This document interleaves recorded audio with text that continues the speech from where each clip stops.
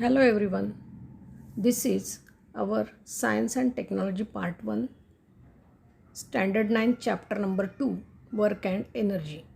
This is our first part of the chapter number 2, created by Dr. Jyoti Mahajan. In this chapter, we are going to learn the objectives. Number 1, concept of work and types of work done. 2, energy and different types of energy. Number 3, kinetic energy and its expression. 4, potential energy and its expression. Fifth objective of this chapter is transformation of energy. Next, law of conservation of energy, free fall and concept of power. Observe the picture to understand the concept of work. First picture is a boy is doing cycling. In second picture, girl is reading a book. In third picture, a boy is running. And in last picture, boy is playing football. By observing these four pictures, we can understand while cycling, playing, running, there is the displacement of object. But while reading a book, a girl is sitting on the same place. Let us see what do we mean by work done. The definition of work done is, work is said to be done when a force applied on an object causes displacement of the object. Work is said to be done when a force applied on an object causes displacement of the object. Work is the product of force and displacement. That is, if W is the symbol used for work done and F is used for force and S is used to denote displacement, then work is the product of force and displacement. That means W is equal to F into S. This is the formula for work done. Let a constant force F be applied by a person to push a body as shown in the figure below. The force displaces the body in the direction of force from point A to B. Observe the figure. Object, initial position of the object or body is at point A and final position of the body is at point B when force F is applied on the body A in the direction of displacement. Body is displaced from point A to point B. This is the displacement of the object and when force F is applied on it. Work is a scalar quantity as it has only magnitude but no direction. Therefore, work is a scalar quantity. Here W is equal to F into S. What is F? F is the constant force applied on the object. S is the displacement of the object and then work done by that object is said to be F into S. Now let us see work done by the force when displacement is not in the direction of the force. Observe the picture given below. A girl is pulling a toy car by a string.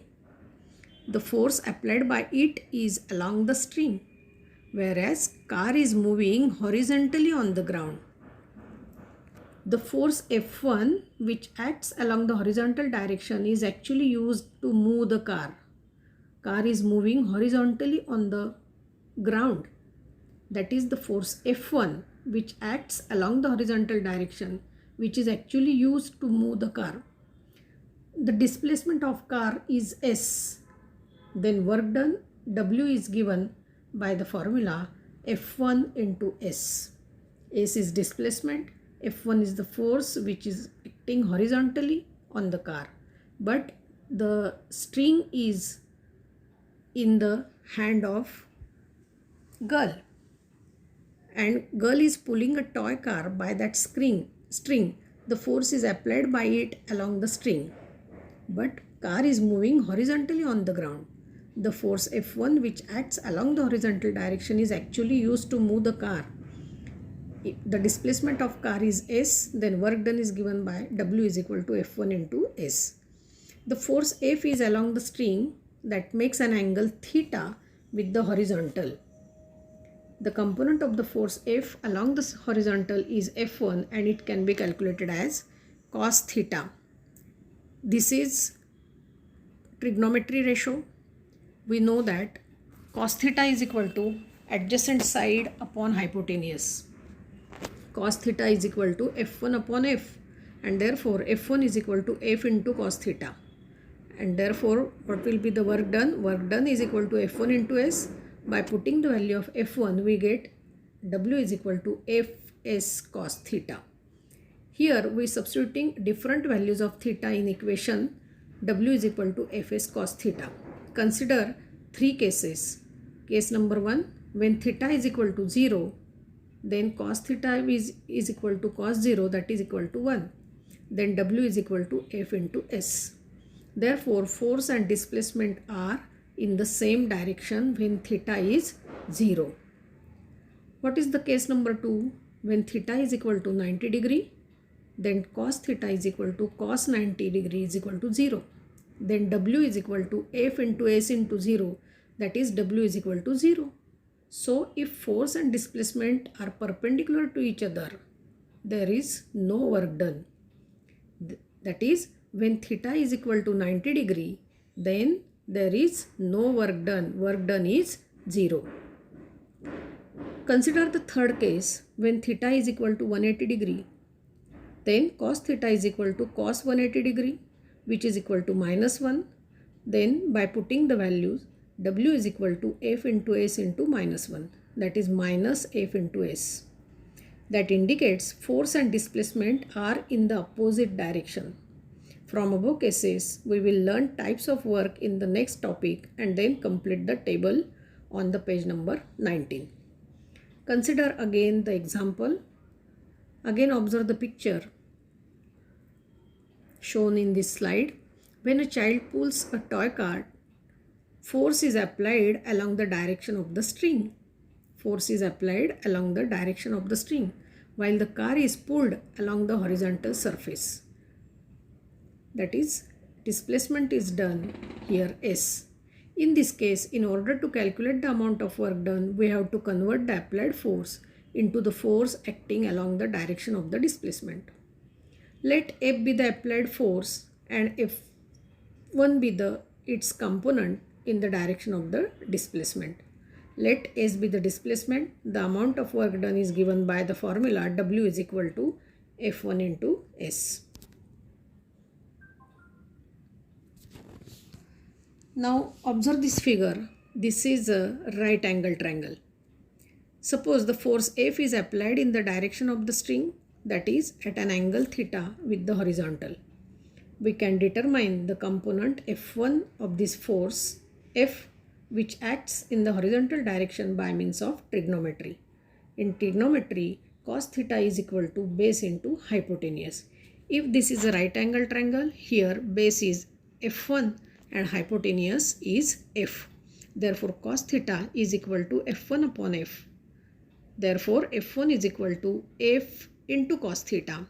Thus the work done by F1 is W is equal to F cos theta into S. That is, we can write W is equal to F into S into cos theta. Now complete the table shown here. Theta is given 0 degree, 90 degree, 180 degree. Therefore, by putting the values of theta, we get cos theta, that is cos 0 is equal to 1. Therefore, work done will become F into S as cos theta is 1. In this case, work done is maximum, or you can say here positive work done. If theta is equal to 90 degree, then cos theta is equal to cos 90 is equal to 0. And if cos theta is 0, the W is equal to 0. Therefore, what is the conclusion? 0 work done or no work done in case of theta 90 degree. If theta value is 180 degree, then cos theta is equal to -1 and therefore W is equal to minus Fs. Here negative work done. Let us see now what are the units of work. We know that the formula of work done is W is equal to F into S, that is work is equal to force into displacement. In SI system, the unit of force is Newton and the unit of displacement is meter. Thus, the unit of work done is Newton meter. This is called as joule. 1 joule is equal to 1 Newton into 1 meter.